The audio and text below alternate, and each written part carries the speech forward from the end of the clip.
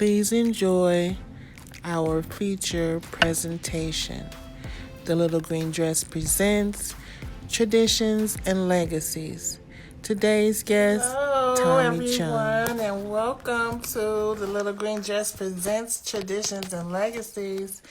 And today we have comedian Tommy Chunn. Yay! Hey, I'm Tommy Chunn, comedian from Def Comedy Jam, BET Comic View, Comedy Central. I played the retarded dude, and I got the Hook Up, the movie. I did a movie with Ving Rhames, and you guys just know me from stand up for years. Like I said, y'all remember me when I look like this. And my, if I shave, I still kind of look like that. But right now, I'm letting my hair grow because I'm up for the role to play Red Fox. So I'm as I've aged, I start to look more like Red Fox, and then my manager told me not to cut my hair, so I'm in the conversation to play Red Fox. Oh my gosh, I'm going to pray for you that you get that. That is wonderful. I can definitely see that. I see it right now. Oh my gosh, that is so mind-blowing. You just blew my mind because I love Red Fox. Well, I'm trying. I'm in the conversation, but you know how Hollywood is. They'd rather use somebody they already got in their circle than put somebody new on. They know me, but I never got put down like that. I was too, I don't know. Maybe I was too good of a person. I was too heterosexual. A lot of stuff happened in LA when I was there. And I realized after being there for years that I was more conservative than I thought I was. Oh, okay. Well, you don't have to sell your soul to be successful, right? Well, you don't have to, but most people do, and they want you to. Right. I mean, I had a lot of people, because I'm how I am, people go out their way to try to break my spirit or get me to do something or make me kiss ass. That whole Me Too campaign, that Me Too movement, It was Me Too, but it was executive producer woman that was a producer on Martin, Living Single, and Moesha. And the only way she'd help me is if I had sex with her. Oh my God. It ain't Weinstein. It's not just, men. Women do it too. Women be scheming just like men. Right. That's what what's his name? They give him so much, Terry Crews. They give him such a hard time when he was trying to say the same thing, and I believe it. I truly believe it. That's how they operate out there. I guess, people, they don't go on people's talent. They always have a hidden agenda, and it's so sad because people. Well, yeah, it is. What happens is, it's not just Hollywood. It's everywhere. People act like, I got a baby mama, my daughter's mother. We were together for years. She's Armenian. So I was Kanye, Ray J, and Reggie Bush 28 years ago. It wasn't the Kardashians, it was the Karagosians. But she wouldn't marry me and come with me. But she don't want me to date nobody and be with nobody. But she dating all these other dudes behind my back. Instead of baklava, she had black liver. And so she didn't want to go through hell with me to make it. But she want me to go make the money and then just come report to her. And I'm like, look, you Armenian gypsy white chick, I love you, but I can't sell you my soul. I'm not your slave, and I know what your family taught you. But now I'm doing good. She want me back. Talking about she don't want to hear about my wife. She don't want to hear about nothing. I'm like, well, I heard about all the men you was with. But, it's that thing. It's like people have one way of looking at stuff. I forgot what they call that. It's a certain term for that, but it's like everything is everybody else's fault, and everything they do, they don't remember. They got a convenient memory. Something. Yeah. I forgot what that's called. There's a word for that, huh? Well, I know they call it a selective memory. I know that's part of it, but I don't know which word. There's a clinical term for it. I just can't think of it right now. But and then it's like the Detroit comics. All of them. They mostly just about all of them followed me out there. I put all of them down. I put Mike Bonner down. I started doing comedy. I put him down. Spanky down. All them dudes, man. and I don't even deal with them no more. The only Detroit comics I really deal with now is Bill Hill and Martini. And it turns into this jealousy, competitive thing, and it's like, yo, I do what I do, but it's like either I get hated on or they beg me for shit. I owe them or they hate on me. And they love you or they hate you. And I've looked out for everybody. And if they don't love me now, they were just using me. Right, back then.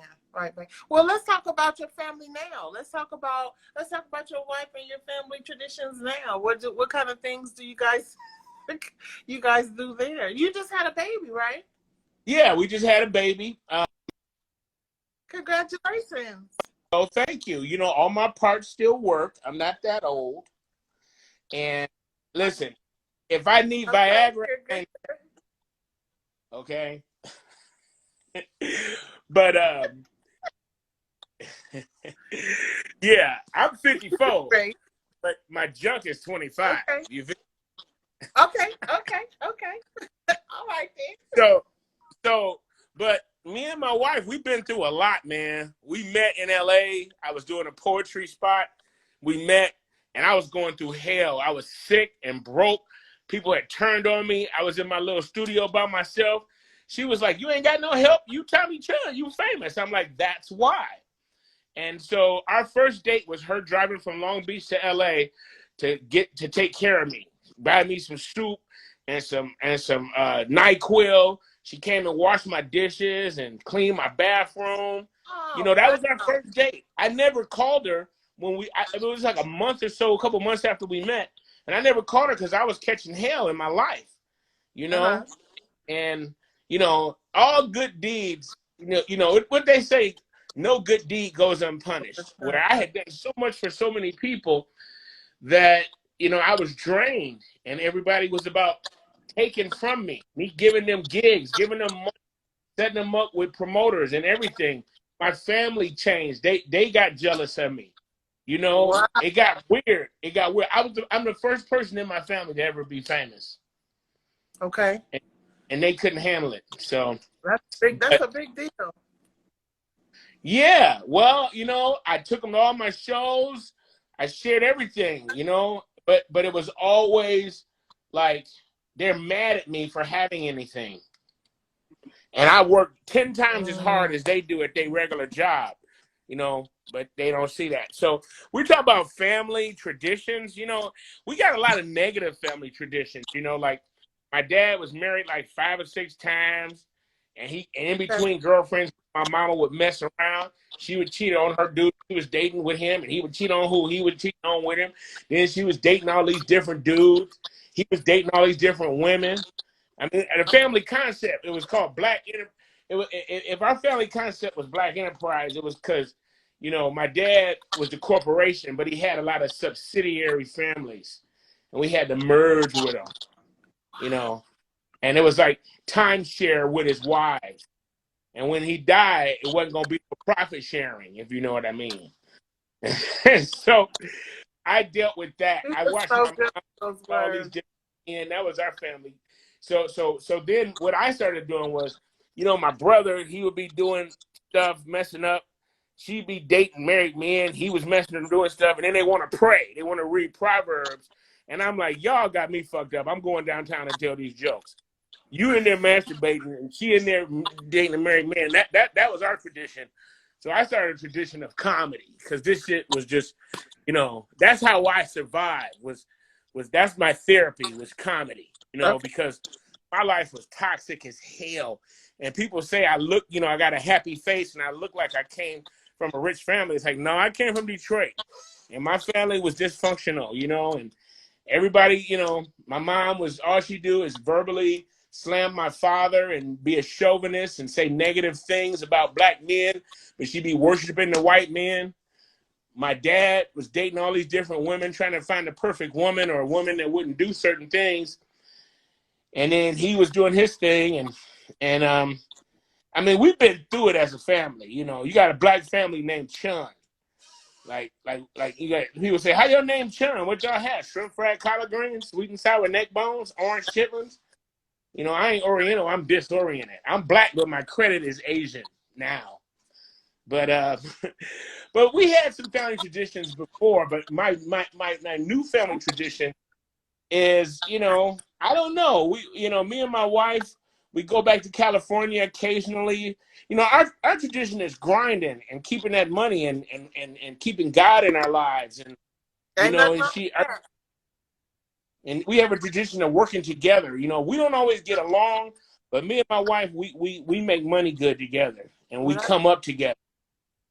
that's I awesome. mean, You cannot beat that and have a partner to do that with, and you understand each other and y'all mesh well. That's a blessing. That's we beyond anything. all the way exactly. But I will say this. When I was out in LA and shit was going hard, and she was my Eskimo. And she came and rescued me, but she hit me in the head with a 2x4 every now and then, but she give me some fish. But but listen, when we met, I lived in a single apartment in mid Wilshire, LA. And eventually, right after that, I lost my apartment and got kicked out. So then we got another place in Long Beach together, which was beautiful, but the neighborhood was all crystal methed out. And there was a bunch of people, they were all methed out. They were all in and out of jail. Then they discovered I was Tommy Chunn and niggas was at my door. And they started breaking in my car and doing all kind of stuff. So we moved from there. Then we moved to Canoga Park, which is north of LA near Topanga Canyon, past Woodland Hills. We lived there for a year. And then we had some troubles back then, and I was going to move back to Detroit. But I went back to Detroit, and everything I was going through in LA, Detroit was worse. So I went back to LA, and then she got a promotion with Jenny Craig. My wife, she used to work for Jenny Craig, and she's gaining weight. I'm like, how you work for, you must be good at math. Weight Watchers would have let your ass go. But Jenny Craig promoted her, and then we moved to Oceanside, California, right near Carlsbad. And we lived there for about 6.5 years. And I came up when I was I made more money in San Diego, living in Oceanside. In the 6 years I lived there, I made more money down there than I did in LA my last 6 years in LA. Were you still telling your jokes, or were you doing something else? I was doing a lot. I was still telling jokes. I was still doing one-nighters all over LA, all over Orange County, Corona, San Bernardino, driving 2 hours to get to my shows, doing shows in San Diego, one-nighter stuff, grinding. She had her job, and I did like 29 shows in a row so we could pay our bills. Her money would pay the main bills, and my money would pay for all the other bills. Her money would pay the rent, and my money would pay for the food and every other bill.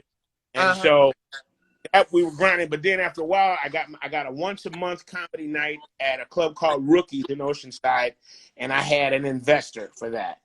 A guy, Earl Henry, DJ Swole, he invested in the night, and so then I had regular money coming in with that. Not a whole lot, but the budget was like $1,500 budget. I bring the headliner down from LA, and I book locals, San Diego comics to open. So if I brought somebody big down and booked the show, I'd make about $500 or $600. If I booked a little bit lower, then I could make about $800 or $900, depending on who I booked. So that was that. And then I was selling cell phones. I got blessed with a bunch of cell phones, and so I was selling cell phones. I had a once-a-month comedy night. And then I started booking hip-hop comedy shows in La Jolla at Porter's Pub at UCSD in La Jolla. And then Cat took me on the road with him, and I made a little bit of money till he started going crazy on me. And then I didn't do that no more. And then, and other than that, I had once a month podcast show, which paid me. So between my comedy night, the radio show, me doing the one-nighters, then I opened for Cat a couple times. I started doing pretty good down there. But I hooked up a lot of promoters in San Diego with comedians. But Negroes, you do everything for them, and then they don't remember. I hooked this one promoter down there up. I hooked him up with Tiffany Haddish, introduced him to Cat Williams. I introduced him to a lot of people, and he keep calling me, asking me for comments, but he don't. I hooked him up with Lunell's manager. He told me he don't remember, but he keep calling me, asking me for people. Right. I tagged her because I want to interview her as well. She does interviews too. But I just want to. You are so funny. Like I just want to just keep laughing and keep talking to you. All right, like our time is up, but I do want to ask you the legacy question because I didn't get a chance to ask it, and that is, if you were to leave this earth today, what legacy would you want to leave? Well, the legacy, if I die today, the legacy that will be left is me being a stand-up comic and being, you know, a Def Comedy Jam original comic.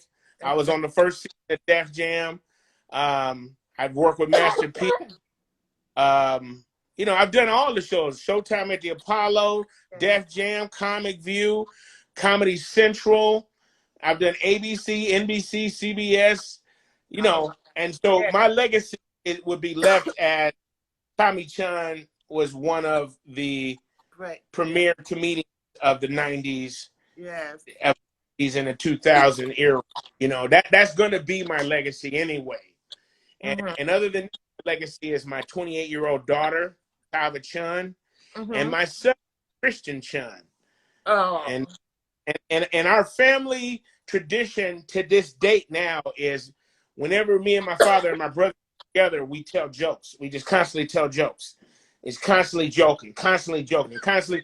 My dad tells me old school clean jokes because he say I'm too dirty. So he be telling me like old jokes. And all them jokes he used to tell me when I was on Def Comedy Jam, I thought were corny. And I'd be like, okay, Dad, yeah. Now I'm telling them jokes because I'm older and everybody's uptight. So I can't be as raw. Yeah, you gotta be clean. Because people judge you on every little thing now. So now I jokes my dad tell me, and they kill, you know? Like, here's a joke my dad told me. Okay, I'm ready. There's this retired couple, and the wife's in the den watching television, and the husband's in the kitchen making noise. And she go, Frank, what you doing in there in the kitchen making all that racket? He go, baby, I'm killing flies. I killed 3 male flies, and I'm about to kill 2 female flies. She go, how the hell you know what sex the flies are? He said, I killed 3 on this beer can and 2 on the phone. Okay, I got it. Yeah, them was some good ones. My dad's a minister now joke. So, but wherever we go, you know, we tell jokes. And my name being Chunn, now that I've moved down here to Charlotte, I've met a lot of my dad's extended family, the Chunns, but I never knew any Chunns growing up in Detroit. There was no Chunns. That's awesome that you getting to meet your family. Well, at first, everybody in LA thought I made my name up, like Whoopi Goldberg, because, you know, I'm black, but my name is Chunn. Chunn, right. It's so different, right. But it's actually native. It's not Asian. There's no Asian name with 2 N's in it. Okay. So Chunn is Native American. Okay. So I'm African, Native, and my mama told me I got Scotch Irish because those are the people who owned us were Scotch Irish. Oh, okay. So you just all mixed up. Well, I'm black, but most black people are. I got African, Native American, and a lot of black people, we have white in us from our slave masters. Right. Okay. Okay. So, you know, I mean, that's one of the traditions is my mom keeping it real and telling us where we're from. Like her family, I live in Charlotte now because of my wife's job. She worked for General Motors. They moved us here. But my mom's from here. She's from Winston-Salem. So since I've been here, I've got to meet my mom's family too. They had a family reunion, which my mom had been for years trying to get me to come down here. And now I live here. I can't get her to come. Wow. Tables have turned, huh? So we just had a family reunion last summer. So I went to my family reunion and on my mother's side, which is the Lash Bailey family. Okay. So what do you have coming up next? Do you have any projects or anything coming up? Besides, well, like I said, the Fred Sanford, I really would like to do that. So that's one thing that I'm working on, and I'm trying not to cut my hair because the people, you know, they saw me before, And then, you know, they told me I need to lose weight. So I've been working on losing weight. And then coronavirus happened. So everything got put on hold. And, you know, I want to cut my hair back so I can look cute again. But I'm trying to hang in there until they call me back. Yeah, don't do it. Just hold out. Just wear you some hats and some caps because you wanna play Fred. You wanna play Fred, and you gotta get that. Yeah, you can do it. Yeah, you gotta get that walk down. You know, you gotta get that. Hey, I got to walk down. I need a hip replacement. Yeah, and I'm not trying to do it. I need a hip replacement in real life. So when people see me, they go, "Hey, you got to walk down too." I'm like, I'm not even trying to do that. Well, see, I feel like if you got to walk down and you already look like, I feel like the Lord is putting you in a spot, in a place to where you can just walk right on in. So don't cut that hair because you need that hair. Yeah? Yeah, I cut it a little because it was like out to here. It was like how he had it when it's the fro. Because, you know, Red Fox, his hair was different lengths at different times. Right. And he used to wear his hair, when he did comedy, he wore his hair straight like a perm, like. Yeah, he would perm it out and conk it out. So, and then there were times on the show, his hair would be like a big afro, and there's times it would be closer. Yeah. You know, and then you see him in promo pictures where he's bald. So he had different looks. But everybody remembers him from, and this is hereditary. This is just my dad and my mom are prematurely gray or whatever. So, you know. It looks good on you. It looks great on you. Yeah, yeah. Well, you know, comedians are cruel. And Pierre, the comedian Pierre Edwards, he hits me up and goes, "So you just married any old fat bitch? You just said fuck it, huh?" And I'm like, "Well, thanks, Pierre." And then he goes, "Well, nigga, you went from middle age to old as fuck." Like, he kept hitting me up with all these negative posts till I had to check his ass.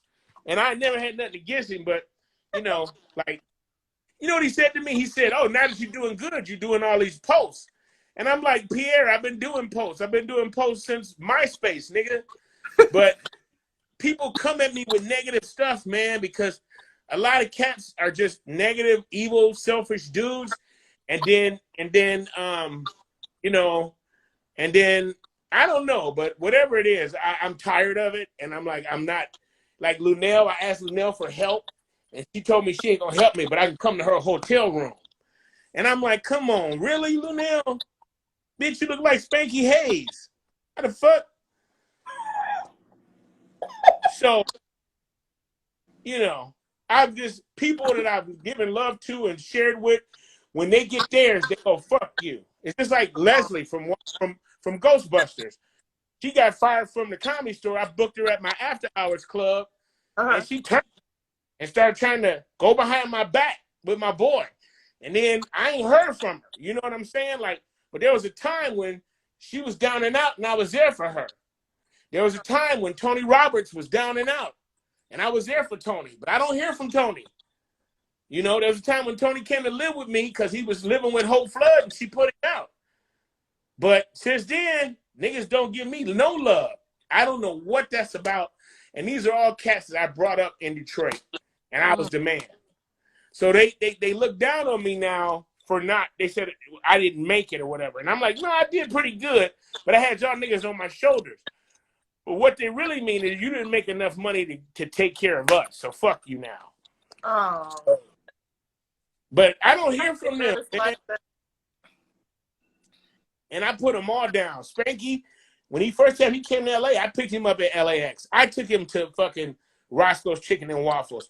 We're driving down Melrose, and I introduced him to Tupac. Tupac pulled up next to me. Me and Tupac already knew each other. Spanky jumped in Tupac's car. Then we went to Beverly Center and went shopping with Tupac. But I hear Spanky on Comedy Hype saying that Nick Cannon put him on stage the first time. And Nick Cannon introduced him to Tupac. And those are lies. So I might be just too real. I don't know. But all I know is outside of comedy, God is blessing the hell out of me. And I got some stuff coming up. Like I got a big comedy show coming up in San Diego. I don't want to talk about it too much. We're still in the development stages, but when it happens, everybody will hear about it. And okay, well, make sure you tag me and keep me in the loop. Okay, and you want me to like your pages, right? Yeah, you have. Yeah, because your interviews will be posted on there in just a few minutes after after we get off the phone or whatever. Then I'll put it on Facebook and on this one as well. So you just want me to go back to what you sent me and just hit the button, hit the and face and yep, like it. just hit the button and it'll take you to the page, and then you just like it. And then when I put this interview on Facebook, I will tag you as well. That's what I look like, y'all, back in the day on BET and Def Comedy Jam. I remember you cracked me up so much. And I just want to thank you so much because our time has left, but I can just keep talking to you. And I thank you again for carving out this time. You don't know me. We don't know each other, but I'm glad we finally got a chance to meet. And you will always have a fan in me because I just really, I'm just loyal. When I love comedians. So if you make me laugh, I'm going to be there for you. So thank you so much. Thank you, and stay blessed. And you can look me up at Tommy Chunn. My Facebook is Tommy Chunn, TOMMYCHUNN.